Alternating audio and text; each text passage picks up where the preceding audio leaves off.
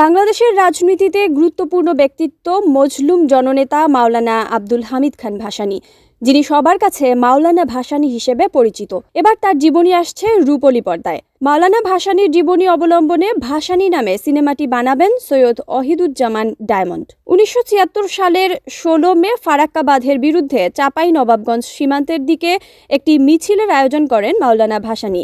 তাই আগামী বছরের 16 মে ছবিটির শুটিং শুরুর প্রাথমিক পরিকল্পনা করেছেন নির্মাতা। এখন চলছে প্রি প্রোডাকশনের কাজ।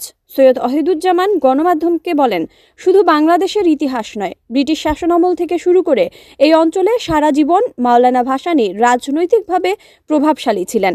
সিনেমার মধ্য দিয়ে নতুন প্রজন্মের সামনে মাওলানা ভাসানী সাহেবকে তুলে ধরতেই সিনেমা নির্মাণের সিদ্ধান্ত নিয়েছি।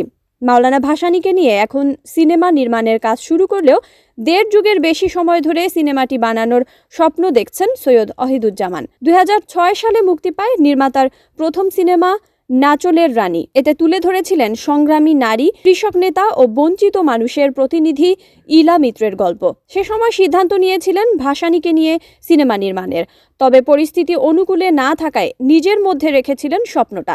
কাউকে না জানিয়ে নিজেই মাওলানা ভাসানীকে নিয়ে করে গেছেন গবেষণা। কেন এই সময়ে ভাসানীকে নিয়ে সিনেমা বানানোর সিদ্ধান্ত, এমন প্রশ্নের জবাবে নির্মাতা বলেন, মাওলানা ভাসানীর জীবনের ব্যাপ্তি অনেক গভীর। ব্রিটিশ শাসনামল থেকে বাংলাদেশের স্বাধীনতার ইতিহাসের সঙ্গে তিনি জড়িয়ে আছেন প্রত্যক্ষভাবে। তাকে নিয়ে সিনেমা বানাতে অনেক গবেষণার প্রয়োজন।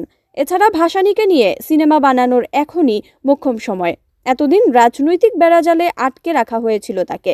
শঙ্কায় ছিলাম তাকে নিয়ে সিনেমা বানালে আদৌ সেটি মুক্তি দিতে পারবো কিনা, কারণ ইতিহাস বলতে গেলে সত্যটাই তুলে ধরতে হবে। সেই সত্যটা মেনে নিতে পারবে কিনা তা নিয়ে ভয়ে ছিলাম। এখন সেই শঙ্কা নেই। মাওলানা ভাসানীকে আটকে রাখার শক্তি এখন নেই। নির্মাতা জানান, মাওলানা ভাসানীর 13 বছর বয়স থেকে শুরু হবে সিনেমার কাহিনী। এতে ভাসানী চরিত্রে অভিনয় করবেন 3 জন অভিনেতা। ভাসানীর চরিত্রে এখনও কাউকে চূড়ান্ত করেননি নির্মাতা। অডিশনের মাধ্যমে নিতে চান নতুন মুখ। অহিদুজ্জামান বলেন, ভাসানী হিসেবে এমন কাউকে নির্বাচন করতে চাই যাকে দেখে মনে হবে ভাসানীকেই দেখছি। পরিচিত মুখ নিলে সেটা হয়তো হবে না, তাই নতুন মুখ নিয়ে কাজ করতে চাই। শিগগিরই অডিশনের প্রক্রিয়া জানানো হবে।